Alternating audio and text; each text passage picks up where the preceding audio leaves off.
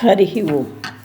పూజ్యశ్రీ దయానంద సరస్వతి స్వామీజీ గారి శిష్యులు పరమార్థానంద స్వామీజీ గారి శిష్యురాలు శ్రీమతి మద్దూరి రాజ్యశ్రీ అమ్మగారు తెలుగులో బోధించిన శ్రీమద్ భగవద్గీత గురించి నా మాటలు. అమ్మగారు శ్రీ భగవద్గీత మొత్తం శ్లోకాలు 223 క్లాసుల్లో 3 సంవత్సరాల పైనే చెప్పారు.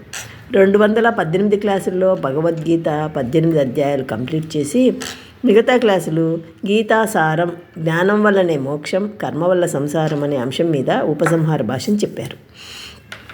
భగవద్గీతలో కృష్ణ పరమాత్మ కర్మయోగము, ఉపాసనా యోగము, జ్ఞానయోగము, భక్తి విలువలు ఈ 5 అంశాలు చెప్పి వీటిలో దేనివల్ల మోక్షం రాదు, జ్ఞానయోగం ఒక్కటే సాక్షాత్ సాధన, మిగతావన్నీ సహకారి సాధనలు అని ఉపక్రమ భాష్యంలోనే తేల్చి చెప్పి 18 అధ్యాయాలు అయ్యాక ఉపసంహార భాష్యంలో దాన్నే మళ్ళీ చర్చిస్తూ శ్రీకృష్ణ పరమాత్మ అడుగడుగునా చెప్పిన శ్లోకాలను ఉటంకిస్తూ శంకరాచార్యులు వారు నిరూపించుకొచ్చారు. ఇలా గీత మొదటి నుంచి చివరి దాకా కృష్ణ పరమాత్మ చెప్పిన దాన్ని ఎక్కడెక్కడ బోధించాడో వాటిని ఒక క్రమ పద్ధతిలో శంకరాచార్యులు విశదీకరించిన వాటిని మన గురువుగారు శ్రీ పరమార్థానంద స్వామీజీ వివరించిన దాన్ని అమ్మగారు కూడా మనకు అదే క్రమ పద్ధతిలో చాలా విశదీకరించి చెప్పారు.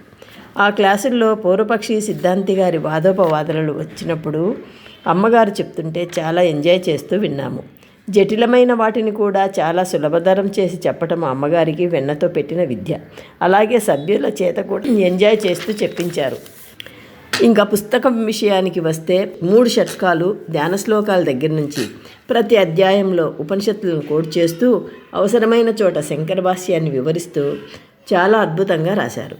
ప్రతి అధ్యాయము మొదట చాలా వివరంగా చెప్పి తర్వాత దాని సారాంశాన్ని చెప్పి చివర్లో స్వామీజీ వారి ఆణిముత్యాలు అంటూ 18 అధ్యాయాలకు 18 ఆణిముత్యాలు మాకు అందించారు. అలాంటి ఆణిముత్యాలు ఇంకా ఎన్నెన్నో 18 అధ్యాయాల్లో బాగా వెదజల్లారు. వాటిని వెతికి ఏరి పట్టుకుని ధరించి స్వస్వరూప అనుసంధానం చేసి తరిద్దాం. హరి ఓం తత్సత్. సర్వం శ్రీకృష్ణార్పణమస్తు.